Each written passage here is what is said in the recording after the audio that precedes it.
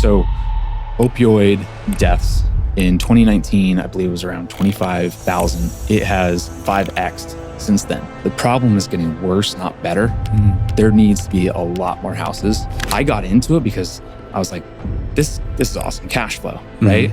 But then we saw the impact of it and we got to meet some of these people and hear their stories and see how much this house means to them. And that was like, we need to figure out how to do this over and over again. Travis Gough, welcome to the podcast, man. Thank you. Stoked to be here. Yeah, dude. So I've known you for a few years now. But I know you as a sober living expert, and you invest in sober living. You're the guy. I want to make sure we talk about that today. Yeah. And so I think you got a fantastic story there. But take us back before all of that. Before real estate, who was Travis Gough? Yeah, I mean, I grew up in San Diego. My father was a general contractor. So grew up doing finish work, doing crown molding, baseboards, learning a lot of different types of, rehab, mostly around the neighborhood. But my dad, worked hard with his commercial general contracting company, but then he did a lot of side jobs. And so I helped him through high school and all that, learning how to swing a hammer and do everything. And so real estate was always kind of on the back of my mind. Well, let's talk about your entrance into real estate investing then. Where did that come from? Because it was during that time then, I'm assuming. So where'd you get the idea? What was your first deal? In 2018, I thought the market was kind of high, but I wanted to start getting reps in. So I started asking around, finding out, who's investing in this space, going to some meetups and just wanted to start seeing deals.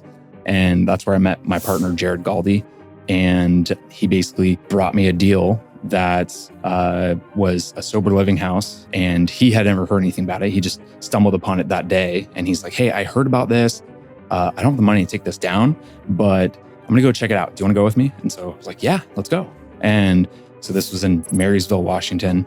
The house was $580,000, and Oxford House, who wanted to lease it for 5 years at $5,800 a month. And I'm like, well, I'll do the math, but I'm pretty sure that pencils.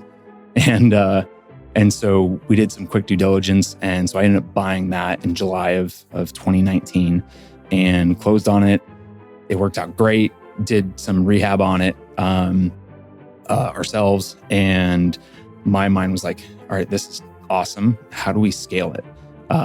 And through that process, we got to meet some of the people that moved into the house. It was actually the 300th house that they leased in Washington State. So it was, it's $580,000 is an expensive sober living house, but it was like a beacon house for them to have meetings at. They brought in the state, like the people who do grant money and stuff for the state of Washington came, and we got to meet them all. These women that moved into it, like they were just so happy. They came and like gave us big hugs and they were crying. And it was like, we've never had a house like this before. Really? And so that was like, oh my gosh. Like I got into it because I was like, this is awesome cash flow, right? But then we saw the impact of it and we got to meet some of these people and hear their stories and see how much this house means to them. And that was like, we need to figure out how to do this over and over again. And so that was July of 18 that we closed. By September, we closed on 6 more. What is sober living? What kind of house is this? Like, what does this look like? Why do people need them? How they operate? Yeah. So that's sort of a loaded question because sober living is a wide kind of spectrum. Okay. And you can take it in a lot of different directions. Obviously, people think of like treatment centers, and that's more of like a medical facility. Yeah. And there's inpatient, outpatient. Obviously, that the difference is people stay there overnight versus outpatient for a treatment center. And then there's different levels of like single family housing for sober living housing. So sober living is basically everything outside of treatment. And the different levels have to do with the amount of care that they're getting. So ours are basically level 1 housing.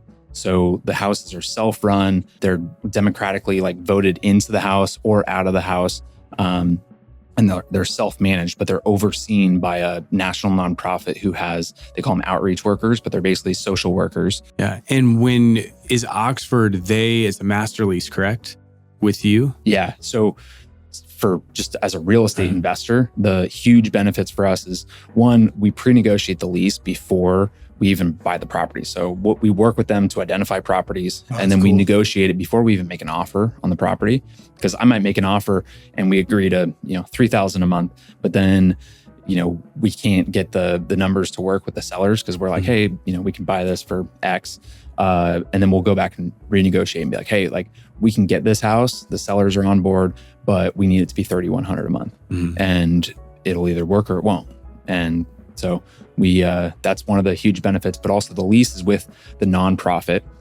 So there's Oxford House Incorporated, which is like the large nonprofit. And then each individual house is a subsidiary of that nonprofit. So they have their own bank account, and they're basically their own nonprofit. So the lease is with them, but the people who are living in the house are not considered tenants. So they do not follow tenant landlord eviction laws or anything like that. They're considered members in a nonprofit organization. Oh, interesting. And what that means is if they relapse or they don't follow the house rules or they just don't get along with the rest of the members in the house, they can get voted out and they can actually be removed from the house for trespassing. So we have no issues with evictions. And if somebody relapses and destroys the house or something like that, is that on you guys or is that on Oxford House? Who? So we've had some wild stories over the years across a lot of different houses. We had one that got heavily vandalized. He basically, one individual got real aggressive and like basically kind of kicked the other people out of the house. And Oxford went through the eviction like to remove him. So I guess he was sort of squatting on the house and we didn't even know about it for a while, but they kept paying rent and they basically removed him from the house. And once they did, they were like, hey, there's holes in like every wall. He broke windows. He did a whole bunch of this stuff.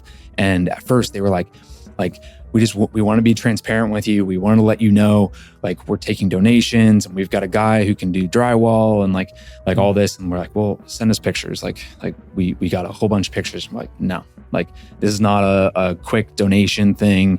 This is not like finding a guy who knows a little bit about drywall and stuff. Yeah. So we filed an insurance claim on that for vandalism and we were able to get that paid for. Oh, that's cool. And because the guy was a squatter, essentially. He wasn't a tenant, which I don't know if insurance would pay for a tenant damage. I don't think they would. But for a squatter, effectively they would. Yeah, so that worked out.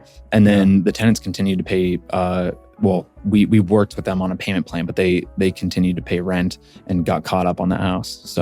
So from our standpoint, it was unfortunate. We had to work through all that. We had to pay the insurance deductible. But overall, that's the worst scenario we've had. What's the demand like for sober living? And what I mean by that is like supply and demand in terms of like, is there a tremendous demand for sober living housing? And so there's never a problem filling these things up because there's so many people desperate for it?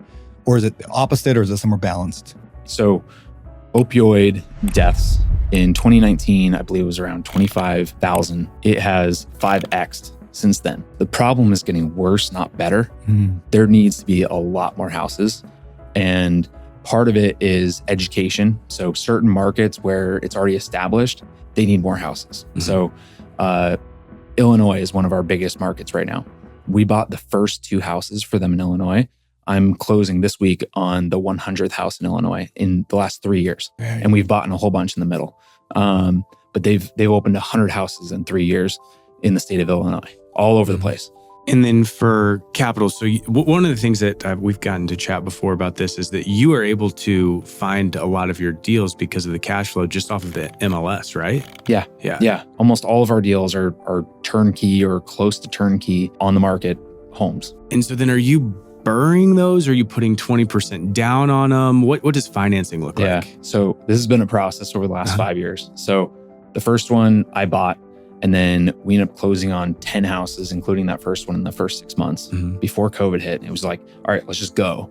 And so I threw a lot of my capital at it that I had at the time. And we're just doing 20% down, 20% down. Yeah. 20, okay. For those first 10, basically a lot of my own money and then friends and family, we just did debt. People listening to this might go, well, geez, you got the connections with Oxford House. I got 50 grand sitting in the bank. I want to invest in sober living.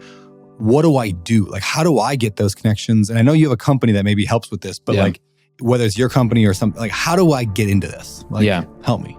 So, I mean, first off, like you can look for vacancies like in the local area, like act like you're looking for a house. So start Google searching, sober living houses in the area and see if you can get them on the phone and, ask to talk to somebody who's in housing and all that and see if they need more houses. On the reverse side, if you don't want to do the work, you just want to deploy that 50 grand and buy a house, we do turnkey deals now. So we're seeing so many deals kind of coming our way. Like I'm buying 3 to 7 houses a month right now.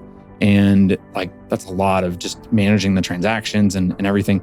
But we are now basically consulting on houses. So people can come into our kind of email list and we send out deals that we're not buying and they can claim those deals. And then we basically consult through the whole transaction. We'll pre-negotiate the rent so they know exactly what they're going to get on the cash flow side once they buy it. And then we'll do the property management. So it's, mostly a passive investment. Last question. Where can people find you? They can hear more about Rooted. Yeah. Where can they find all that good stuff at? Well, we mentioned rootedsoberliving.com. They can go on there. They can sign up. It's free just to sign up on the email list to receive deals. They can also schedule a Zoom call with myself or my partner to learn more about that process. It's completely free. There's no obligation or anything.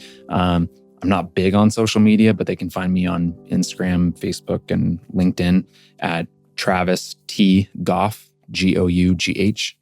And awesome. Yeah.